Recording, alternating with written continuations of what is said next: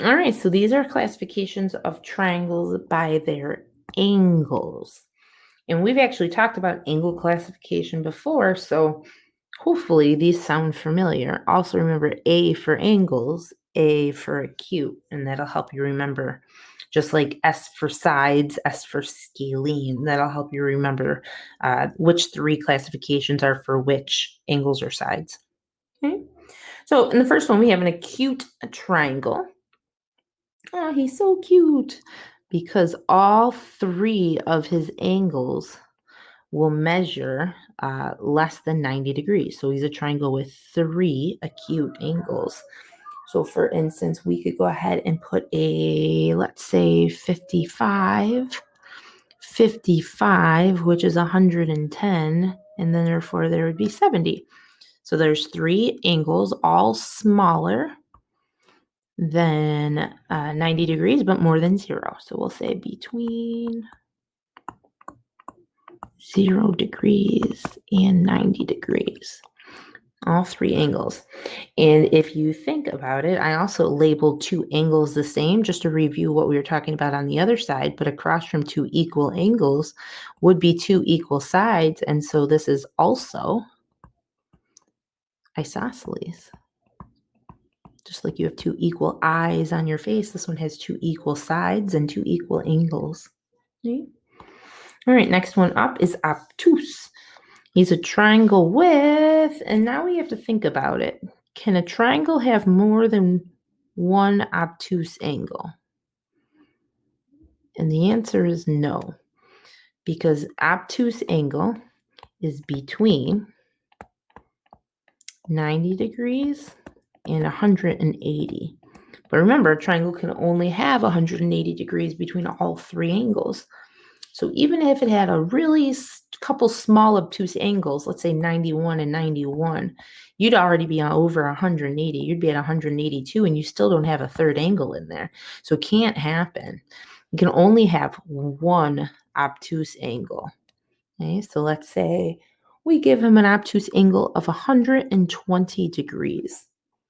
And let's say we give him a 30 degree and another 30 degree, because that would be all that's left. And so this triangle would have 180 degrees, but because two of them are the same across from the two 30-degree angles,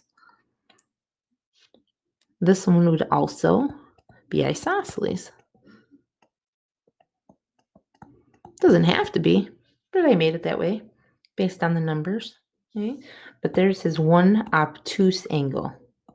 He can only have one. Whereas the acute triangle, he has to have three acute angles. Obtuse can't. He can only have one. Okay? And then we get to the right triangle. And that's a triangle with, and the same thing happens with a right triangle. He can only have one 90-degree angle. If he had two, he'd be over his 180-degree limit. Okay, so he can only have one right angle. One right angle means one 90-degree angle. Okay. And so in this one, let's go ahead and we could make this 60 and how about 30? 60, 30, 90 all add up to 180. And so those would be good measurements for it. I also made this, if he has no equal angles, he has no equal sides, and so it would also be scalene. Doesn't have to be, but I made it that way with the numbers that I put in the angles. Okay. In a right triangle, he can be a little on the tricky side. His sides have specific names. If you guys remember from probably middle school, across from the right angle, this is the largest side because this is the largest angle. And that largest side is called a hypotenuse. Okay. His other two sides are actually called legs. However, his legs do not have to be equal like the legs in an isosceles triangle, and so that can get a little bit tricky. Okay, so the legs are perpendicular. They're the ones that make the right angle, but do not have to be equal like they do in an isosceles. Okay. Hypotenuse is always across from the right angle, is the largest side. And stuff that works on right triangles that doesn't work on any other triangle is something called the Pythagorean theorem, which is a squared plus b squared equals c squared, where a and b are the legs and c is the hypotenuse.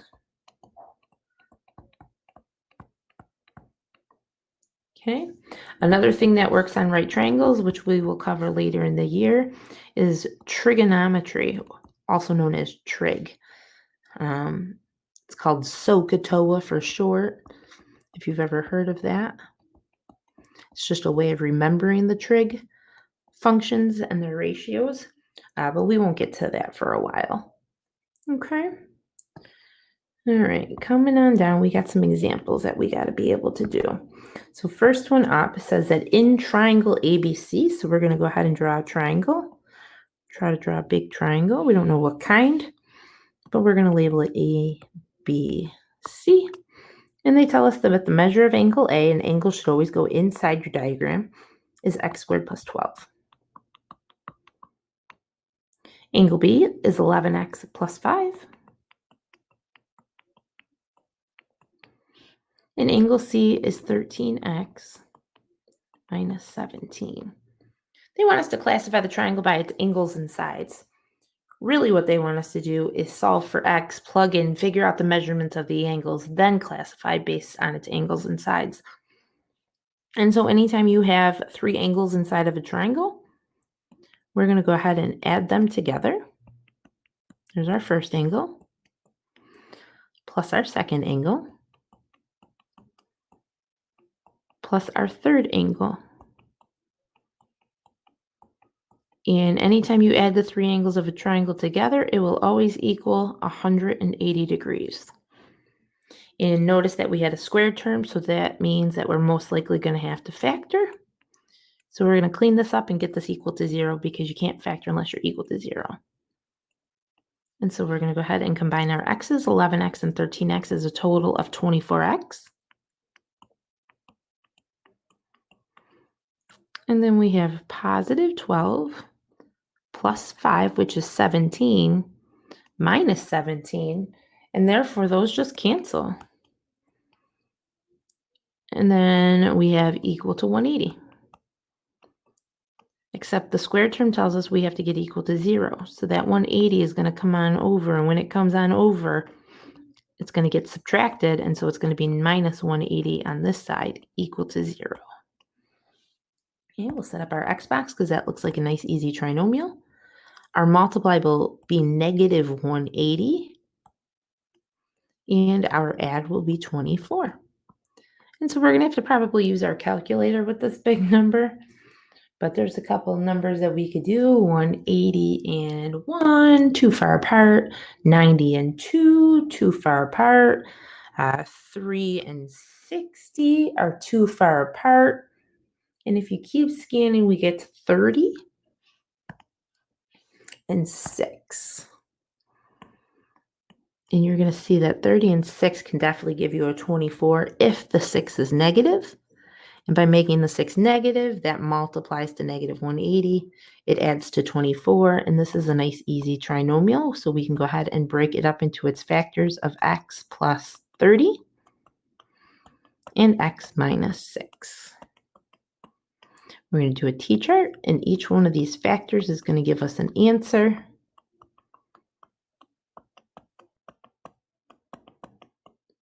Here we're going to subtract 30, and when we subtract 30, we get negative 30.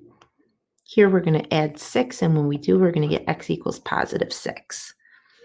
And you know how algebra and geometry are going to butt heads? We know our angles cannot be negative.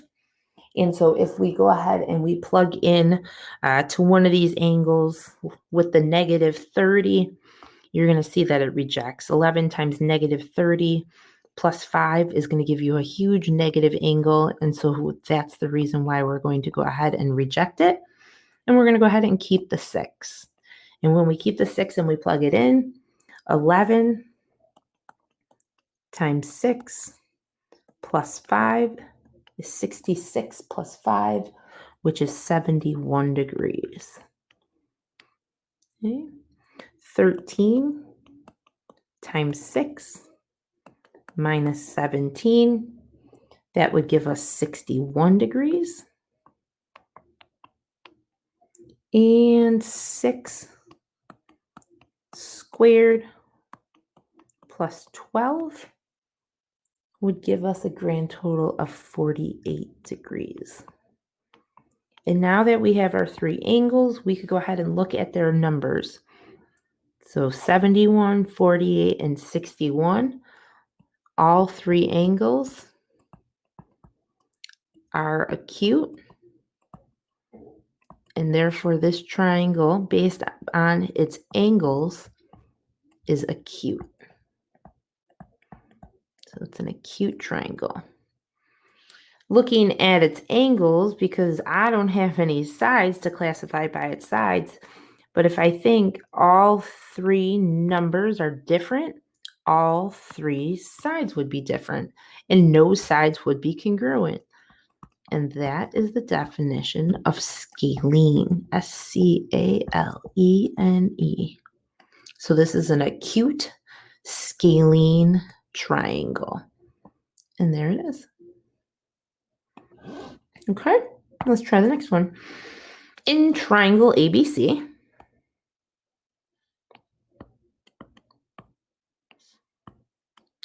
and this is huge, huge, huge, huge, huge, huge, huge, huge, huge, huge, huge, huge, huge, huge. If you skip over that, if you miss it, you will not be able to do the problem correctly. What that says is that side AB has the same length or is congruent to side AC. And anytime you have segments that have the same length or are congruent, you must tick mark them, because the second step, they're not going to tell you to do, but you're going to be smart enough to know to do it. If a triangle has two equal sides, it also has two equal angles across from the two equal sides. Okay? So you literally have to go walk across your triangle to its equal angle, walk across the triangle to the equal angle. That's how you always find the two equal angles when you have the two equal sides. And you have to make sure you do that. Otherwise, triangles are not going to be your friend. Here comes the next part. Measure of angle A is 3x. The measure of angle B is x plus 20. They want to know the value of x. So here's a couple things people do. They take those two expressions and they set them equal to each other. Nope, those aren't the two equal angles. This one here and this one here are, but you don't have angle C. Okay? Another thing people will do is take those two angles and add them to equal 180. Nope, it's all three angles add up to 180, and you're missing the third angle. Except we've talked about this situation before where we know something is equal to something else, but this one's missing an expression. So what we do is we steal that expression, or we borrow that expression and we put it here. And now we have all three angles. And now we can add all three angles together to equal the famous 180 degrees inside the triangle. And then we can combine our like terms. No squared term this time, so we can just combine like terms. So 3, 4, 5, 5x. 20 and 20 make 40. We're going to go ahead and subtract 40. And we get 5x is equal to 140. And we're going to divide by 5. And x comes out to equal 28.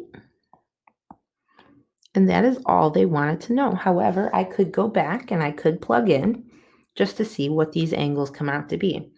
So x plus 20, 28 plus 20, this would be a 48 degree angle. This one would be a 48 degree angle. And 3 times 28 would be 84 degree angle. And so if we were asked to classify, we could go ahead and say all three angles are smaller than 90, and so this would be an acute triangle. However, two of the angles are the same, making two of the sides the same, and so this would be an isosceles triangle as well. Okay, one last one on this page. In right triangle DEF, in right triangle, we cannot draw that like we did the other two. We want to make sure that it's a right triangle.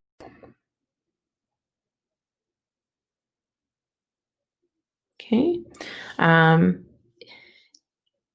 Because they specifically tell us that F has to be the 90-degree angle, then we could go ahead and put D and E here and here, or E and D could switch spots. It doesn't matter. And they're asking us to find side DF. If side DE is 40 and side EF is 24. And so anytime you talk about sides with a right triangle, automatically we're writing down a squared plus b squared equals c squared, known as the Pythagorean identity. Actually, Pythagorean theorem. Identity, something in algebra 2 that we just did today. All right, so we also have to remember that C has to be the hypotenuse, and that C is always across from the right angle, and so C is going to be replaced with 40, and we got to square it. A and B are our legs. Those are the two sides that are perpendicular. And since we know one of them is 24, we could go ahead and put 24 in for A. We don't know the other one, so we could either leave it as B or we can call it X as our unknown. It doesn't matter. Okay, it also doesn't matter if we wrote A squared plus 24 squared and we flip those two around. Doesn't matter. We're going to square it in our calculator. So 24 raised to the second power is 576. 40 squared in our calculator is 1600. We're going to go ahead and subtract 576. And we're going to end up with b squared equals 1024. Okay. To get rid of a square, we do something called square rooting. If we square root one side, we got to square root the other side. The square and the square root cancel each other out, leaving you with just a b equals, and then square root in your calculator of 1024 ends up being 32. And we can throw a label. Since the other two sides were labeled in inches, this one will also be labeled in inches. And that is the length of DF.